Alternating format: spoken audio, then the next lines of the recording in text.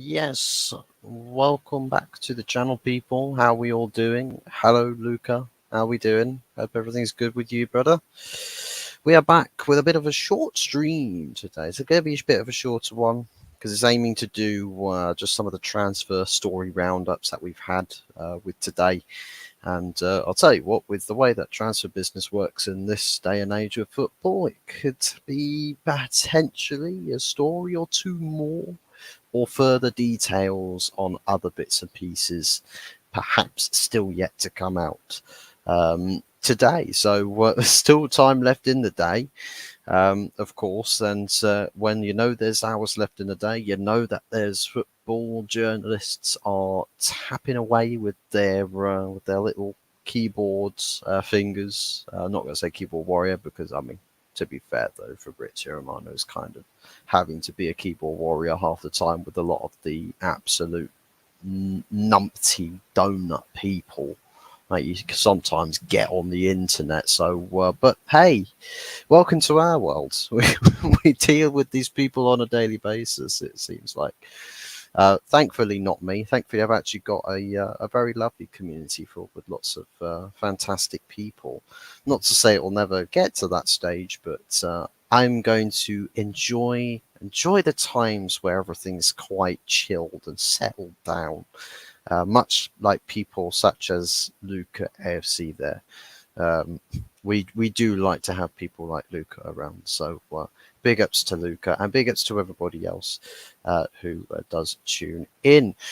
We've got three stories that are essentially breaking with today's news. Donny van der Beek was a predetermined deal for quite a while.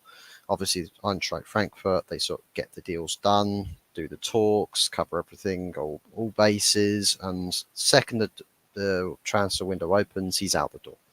We're already on exit number one.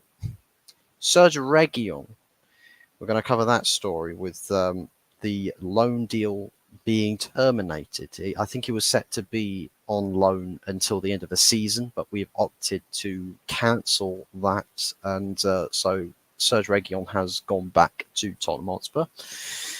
Of course, first story we'll cover today. Well, we'll get to first story in just a second, but we'll finish up the show with the talk about Ten Hag and Sir Jim Ratcliffe, the meetings that have been going on there. We've had not Laurent Blanc. I keep forgetting what his first two names are, but Blanc, the Blanc the bloke who's planning on taking over CEO's position at Manchester United Football Club. He was also present at Manchester United, including Carrington today. So there's times are changing, people.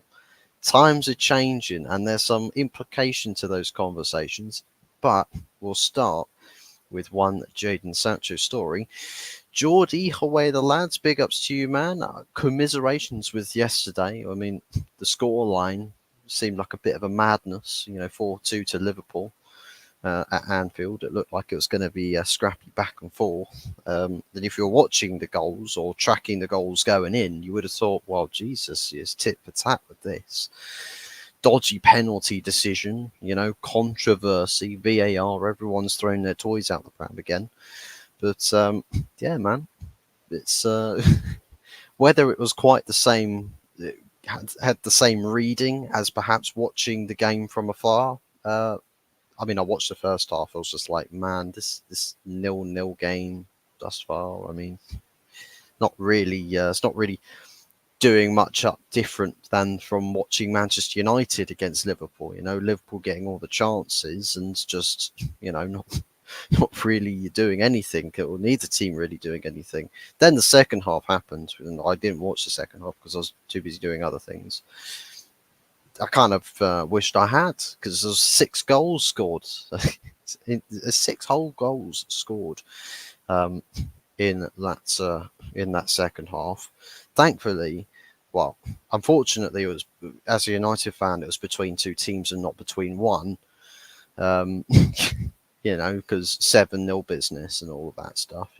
Score 6 goals in the second half if you're Liverpool. I mean, they had a higher XG in that game than they did against United as well, by the way. So you are good.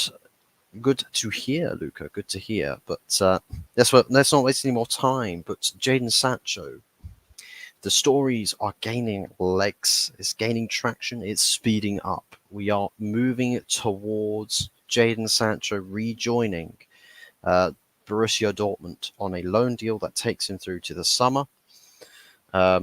Supposedly, there's been recent update on that, with it being that Dortmund are offering to pay roughly about a third of Sancho's wages, which usually for smaller wages, it's not really significant. It's not really a big deal.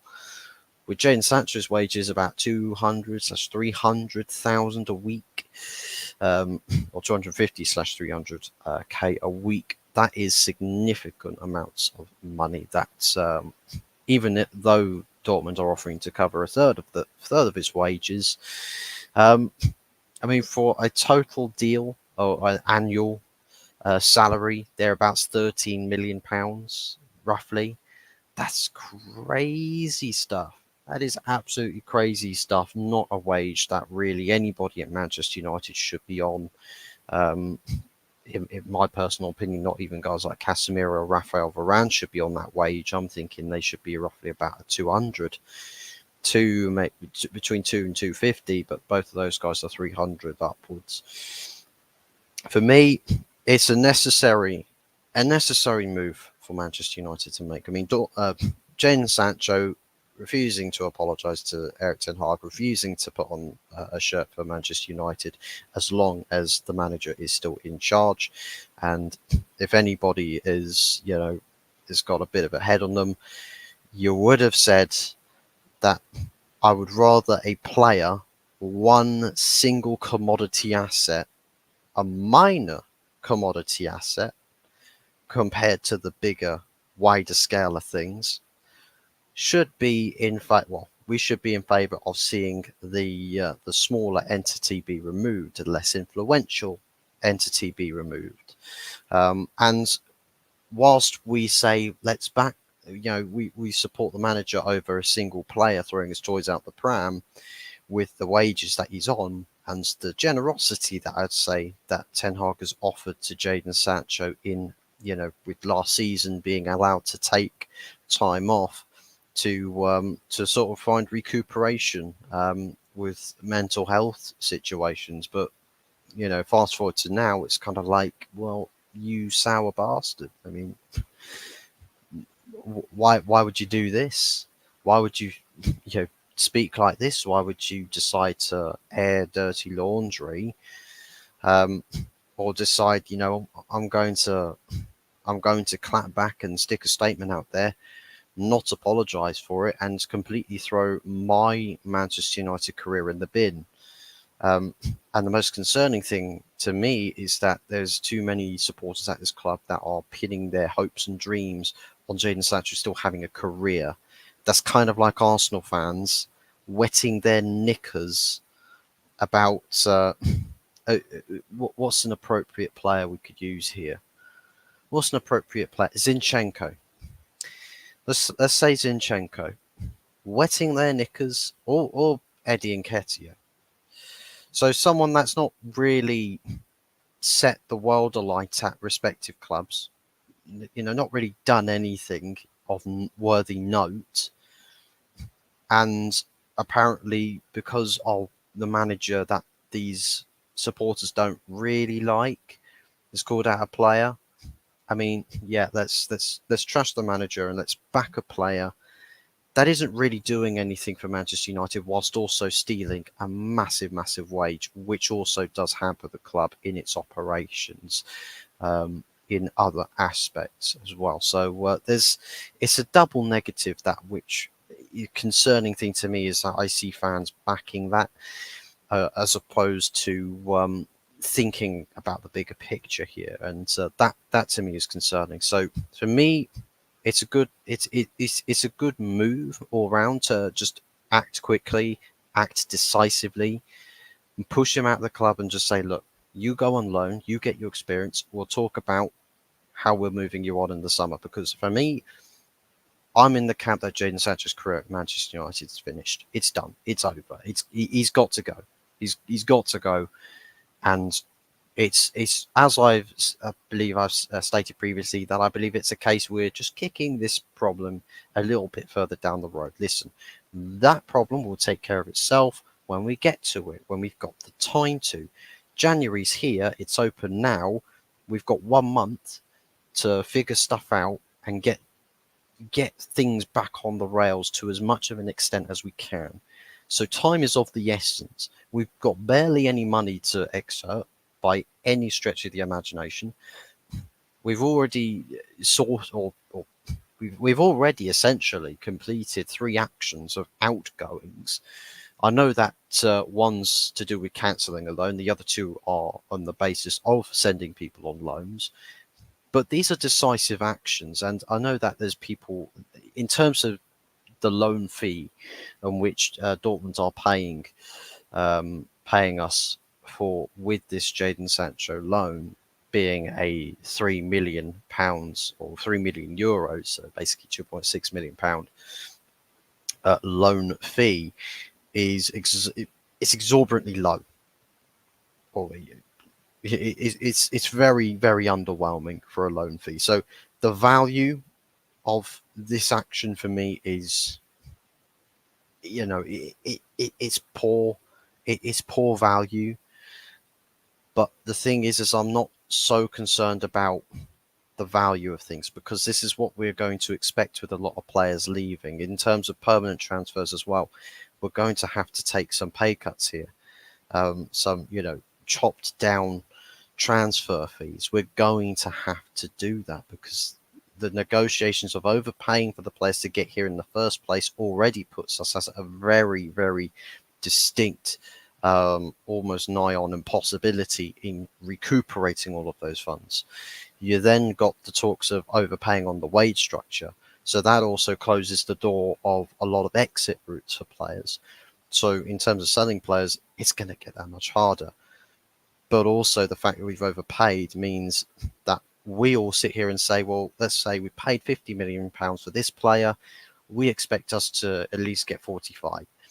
But then for a player who stagnates on about, say, 150 to 200k a week, you're kind of struggling to get clubs that will pay anywhere that sort of fee on its own, but also then clubs furthermore that will be happy to pay for a player's wages, because you got to remember there's players that will try and force negotiations to get the same wage or more, and that's kind of the way it is, because money talks for a lot of people.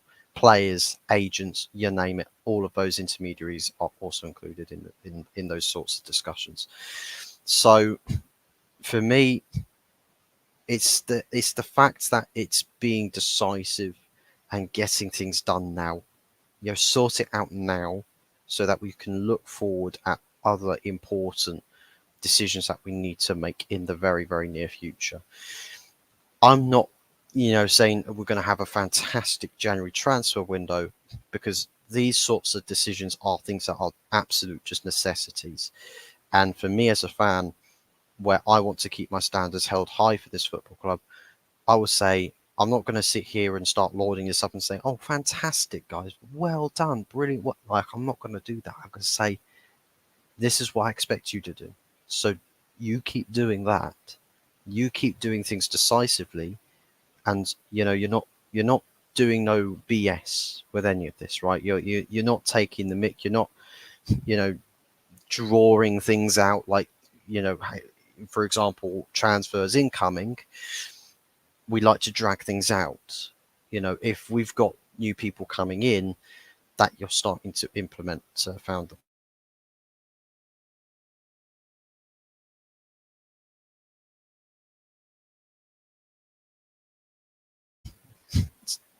So in terms of how we go about dealing with incoming transfers, is that we don't drag things out, that we start to implement a business model that focuses on getting business done, right?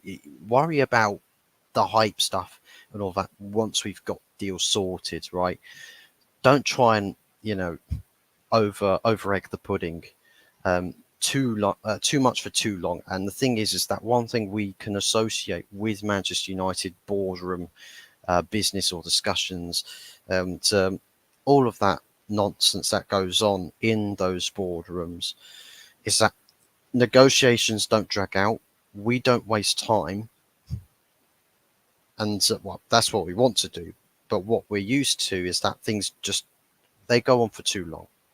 The simple deals take far too long. We don't act we don't act decisively, and I think to me that's the one, you know, obvious thing that's apparent to me, is that we are acting decisively. And the elite sports group, as well, the sport group agencies that paid Carrington a visit, it was to do with the loan, outgoing loan of Jadon Sancho, and it's necessity. It's necessity, and it is necessary that we conduct this kind of business now, and we think about selling Jadon Sancho in the summer. Until then, let's hope this gets wrapped up really quickly. They're saying that he could be in the Dortmund camp as early as later this week. So hopefully, it's one thing that really sorts itself out super fast. We could probably say that it is not so much your credit to the board in terms of that, but probably it aided by the fact that he's not played. He's been very inactive, so I think it was probably planning for his exit for much longer than we would like to admit. Moving on to the second story, Reguilon, his loan deal. He was supposed to be here as a backup. As we know, we sort of panic signed Reguilon on a loan deal at the end of the summer transfer window because we had Malacia get injured, and I think Luke Shaw was also in the same camp at the time. Sofian Amrabat was in the club, and we were playing him at left back, so we opted in for Serge Reguilon to come in and basically cover at left back. And the thing is looking at the prospect of what the deal is, he is meant to be here until the summer. To be quite frankly honest, the decision I agree with. I do agree with it because the volume of games that we are playing is not significant enough for us to warrant keeping an extra player here as, say, backup coverage. And one of the things that we are, one of the strategies which we're going about is obviously wage cutting. And Manchester United, we like to pay wages for loan deals as well, such as players that are United players that go out on loan. We like to pay most of the wages. Jadon Sancho is going to be no different. Players coming in will probably support most of the wages. And once again, we get fleeced. We do get fleeced, even for loan deals, which is absolutely ridiculous. When realistically, in most cases, it should be, most cases it should be the parent club that pays more, but by no means by any significance to what United usually do. But also in terms of the fact that we usually pay more as the loanee club. Which is just bad business. It's just bad business right the way across the board. So for me, the schedule of how much football we're playing coming in the second half of the season is very limited. We're not in Carabao Cup, so we don't have to think about competition until moving into sort of February time. We're not in Europe anymore, so there goes the knockout games as well. We are still in the FA Cup, but I don't really foresee us going on a very lucrative run in that competition. I hope I'm wrong, but I don't see it. I don't see us going deep in the FA Cup. So it practically means we are only really dealing with Premier League football throughout the second half of the season. And by that point, the schedule is much clearer. Much clearer. And it's not as hectic as it was with last year as well. being that we had a World Cup in sort of November, December time. So yeah, um, I think it's the right choice. Luke Shaw's practically back into fitness now. Malacia is also back into training. We're expecting him to be returning to squad fitness as well, sort of mid-January, thereabouts, along with a few other key names of the squad. So we're essentially going to be much more rebuffed with returns from injury.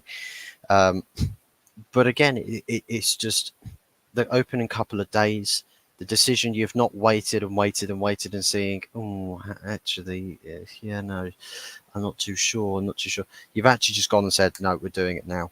We're doing it now. And the thing is that there is influence from the Ineos group. So there's probably the concept of the decisions and what's being made is, you know, influenced by the new hierarchy set to come in. So I think again, it's a right decision. Don't know what everybody else thinks about that. Some people might have thought, well, actually, would have liked to have kept Reggie on loan for the rest of the season, because what if Malacia gets re-injured? What if Luke Shaw becomes unfit again?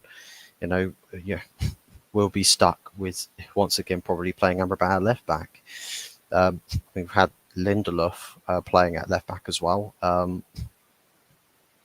You probably end up filling in for that role by the time that any injury concerns, should there be further ones. But I just think in terms of the intensity, I think the intensity has slightly died down a little bit. So for me, yeah, right decision, and again, decisive decision making on that. Speaking of decisions, we'll get onto the final point of the show, and I'll try and wrap things up as quickly as I can, as it's meant to be a shorter show today. Currently got West Ham versus Brighton going on in the Premier League. Still 0-0 in the 71st minute for that game, surprisingly. But the final point is the talks about Sir Jim Ratcliffe and Sir Dave Brailsford, as well as Jean-Claude Blanc, going to Carrington to have these meetings with Eric Ten Hag, and implications as to laying out what the plan is from Ineos' side, but also with Ten Hag in terms of what the proposition for him is moving forwards. And the proposition is that they're wanting to work with Ten Hag. There's just a little bit of a catch here, and that catch is your influence on the transfer strategy as well as the transfer market is in serious doubt, very serious doubt. Ten Hag likes to have the veto. He currently holds the veto on the signings that the club makes as well as the sales. And there's I think there's a lot of people that have got plenty of things to say and think about Ten Hag's approach to said transfer strategies. So you know what, for what you guys want to think about it, you guys can think that, and what you want to say, you're more than welcome to say it. I've got no real quarrels or disagreements really with anybody, because there's been a few goods and plenty of negatives in terms of that. In terms of the way of which Ten Hag influenced business really does go. But for me, in terms of having the veto, it's like I'm less so opposed to having Ten Hag's veto taken away from him, because if Ten Hag, I think if Ten Hag has got the right to actually sit down and have the conversation and say, there are a couple, like, this is the sort of player that I'm looking to get in these positions. There are a couple of names that I do like the look of, based off of what my scouting network has told me. The guys such as in terms of the new structure that's planning to come in, we'll quickly rifle through those in just a second. The influence in which Ten Hag can have will be sort of sit down conversations, and I'll say, yeah, I like the look of this player, I like the look of that player. Here's a couple names, and these are the plans that I I look to do with implementing these players. If you can get these guys for me, and I think with most cases, with a new board of elite personalities and people who specialize in the expertise of doing in doing their jobs in their, their fields of work, um, poses a very promising future. And in terms of that board structure, supposedly we're going to have the people who sit right at the very top. We've got the owner of the stakes, the stake shareholders of that 25% with Sir Jim Ratcliffe. He's going to have the ownership basis. I'm sure he will have conversations with Dave Brailsford as well, who sits just the one level below. So he's going to be quite influential, and probably a big case of implementing the standards of the club as well. So Sir Jim Ratcliffe, but most importantly, Sir Dave Brailsford is going to be a big implementation, or holds the keys to the implementation of the new standards of Manchester United. And it is going to be new standards because it's a new regime. It's new examples being set from the top. So if it means that the standards is to be the best of the best, and the thing is that with Sir Dave Brailsford and Ineos and the groups like that, that is going to be the case. The standards are going to shift, and what's really good to hear, good to see, good to know is that there is intent to aim for those standards to be on being the best, or working to be the best, at least having the ambition to go on to do that, and not sitting around and thinking, well, as long as we make commercial targets, then we're all a-okay. It doesn't matter what happens in the footballing side or the sporting element of the club. This time around, you've got a commercial side that works to be the best commercially, but you've also then got a sporting side that's pending, that sounds more and more like it wants to be the best sporting element in football. So it's a club essentially split in halves, but in terms of like a working relationship, that you've got one side that focuses on building United to be a commercial superpower. You've got the other side that aims to deliver excellency on the pitch, and if you've got excellency on the pitch, it feeds into fan interest in putting money towards the commercial side. Commercially, if you're a club that's successful, that's got a lot of open doors commercially, there's a lot of interest.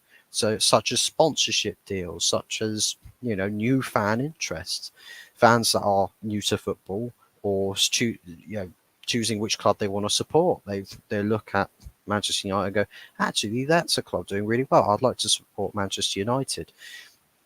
It helps. It really helps, and the fan base demographic is going to start to inflate itself in the younger ages with newer Manchester United supporters as well, which is a very good thing, because it means that our fan base can stay the biggest, or right at the very top for longer, and there'll be less so people getting annoyed and pissed off and deciding, what, I'm hanging up the scarf, and I'm hanging up my half and half scarf, I'm not going to support this team anymore. You're not really going to get that. So thankfully, the implications of having new people coming in those positions is very, very important, and it's all good news. It is all good news. Of course, it means that with the conversations about potentially taking away Ten Hag's influence or veto, might unsettle the manager. For me, this is where I have to say, in talks about Ten Hag, I've got to draw the line with this and say, Ten Hag, if you don't like what the offer here is on the table, you're being offered to keep your job and have a lot of the stress and workload on your shoulders taken off of you, and being replaced, right? Your stress becomes light work, right? Genuine light work. You're probably making a mistake in saying it'd be light work. It'd probably be really difficult for them as well. But people who are got the expertise in conducting those other jobs, and in terms of those other jobs, the people that he'll most likely be dealing with, we've spoken about Sir Jim Ratcliffe at the very top. Just below him, Sir Dave Brailsford, the standard bearers, not Laurent Blanc again, Jean-Claude Blanc as the CEO, the sole conductor of the football club operations. right the way across. So he'll also have tap into commercial elements as well at Manchester United Football Club. Below them, the sporting director, they're looking at Dan Ashworth. That there is the priority. But they're also working to having a director of football alongside Dan Ashworth in the form of Paul Mitchell. That's a serious team. That is a team that means business. And thankfully, it's not business talking about commercial first, sporting next. It's sporting first. Commercial, there's people who can do that. There's people who can sort out commercial stuff. The sporting side comes first. And thankfully, we're getting into the realms of, sorting out the sporting side of things, but having the right people to which we can hopefully trust in getting their jobs done and doing their jobs well. Because God only knows that Manchester United needs it. Just in the sake of progression, just in the sake of the club moving forwards and evolving with the times and going to bigger and better places. So for me, absolutely 100% really, really important. And for me, Ten Hag, if you don't like it, my guy, the door's there. There isn't a door there, there's a window there. And but in some cases, perhaps if the door doesn't open, you can jump out the window instead. Both routes lead to the outdoors.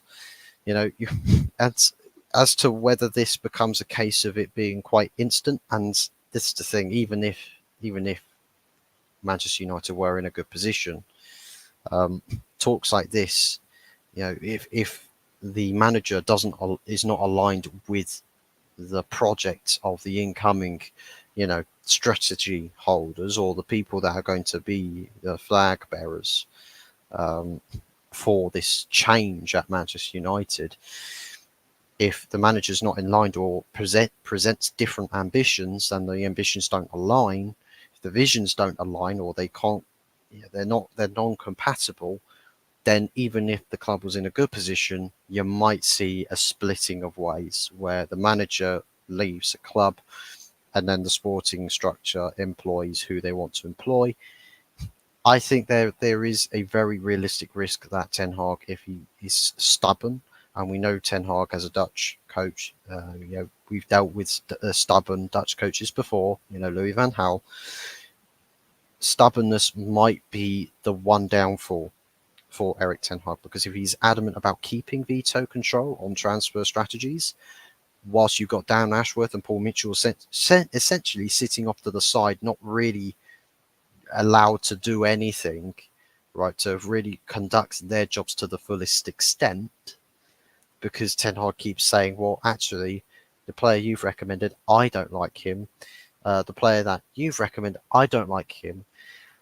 Essentially, there might be a clause where it's if Dan Ashworth and Paul Mitchell do come in to play their roles respectively, Ten Hag might have to say, I'm completely relinquishing any influence on the transfer strategy. Completely relinquishing all influence.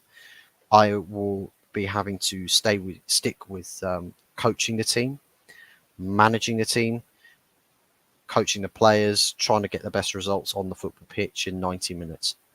That's it. No other influence. We can have the discussions as about where the manager wants to go with his team and perhaps draw up the plans for a transfer window for summer or January. That's all good. That's all well and good. But nothing else beyond that. That's a realistic possibility. And to be honest, I'm not against it. I am not against it.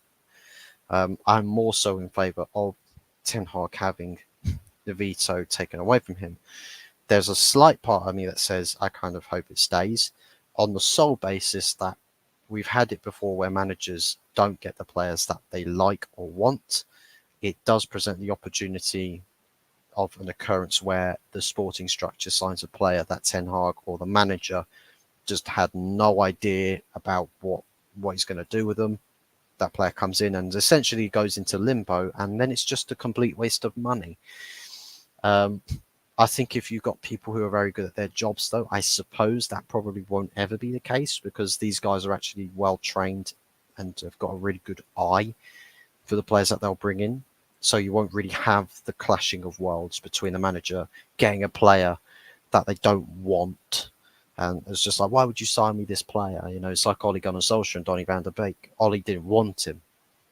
You know, that was just a club signing. And this distinguishment between manager signing and club signings, um, I think as long as the people in charge are very, very good at their jobs, you probably don't have to worry too much about the clashing for manager signings not happening. But it's still a possibility that it could potentially happen. But it probably won't be a disaster. It probably won't be a complete disaster if it does happen. It's probably some some give and goes with it, to be honest. So, but let me know what you guys think about the stories that I've got on today. You happy with Jadon Sancho going out on loan? Do you think that's an ideal thing, or are you more sort of in the camp that Ten Hag should be sacked so that we can celebrate Sancho being mediocre for longer on a football pitch? It's up to you. Um, you're allowed to think what you want to think. You're allowed to say what you want to say. So please don't hesitate to say. And your thoughts on the Region loan deal? Would you like to have kept him? Are you happy that we've triggered the cutting down of the deal, and sorting out where Region goes back to Spurs, and we just roll on with one less player on the books? And again, leave your thoughts and feelings in the comment section below. But also with the promise of the practical promise of the impending new structure, ballroom structure at Manchester United, and what it could mean for Ten Hag. Whether you are glad that this means that Ten Hag will have less influence on the transfers, whether you think that you believe that Ten Hag should keep that power and influence. Again, once more, leave your thoughts and your feelings in the comment section below. But anyways, I'm going to wrap things up there, people. Thank you very much to those who have watched. Big ups to Luca and Geordie for tuning in. Really appreciate love and support that people show to the channel and to the streams. And if you're watching on playback, don't forget to like and subscribe if you haven't done so already. On the road to 150k subscribers as well. So if we can get to that stage, that would be fandabidozy. And big ups to everybody that does also do so with helping up the channel. Really means a lot to me. And it means we are on the upwards to bigger and better things, much like I hope Manchester United is in the same boat. So that's it for tonight. Thank you very much. If there are breaking news or stories, I'm going to be at work tomorrow, earlier finish. So if there are some big breaking news coming out tomorrow, I'm sure that I'll be covering those come the afternoon tomorrow. So keep your eyes peeled, and if you are subscribing, if you haven't done so, please do, and hit that notification bell so you do know when I do go live or place an upload video. But anyways, that's it for me tonight. Thank you very much for watching, and we'll see you on the next one. Until then, ciao for now.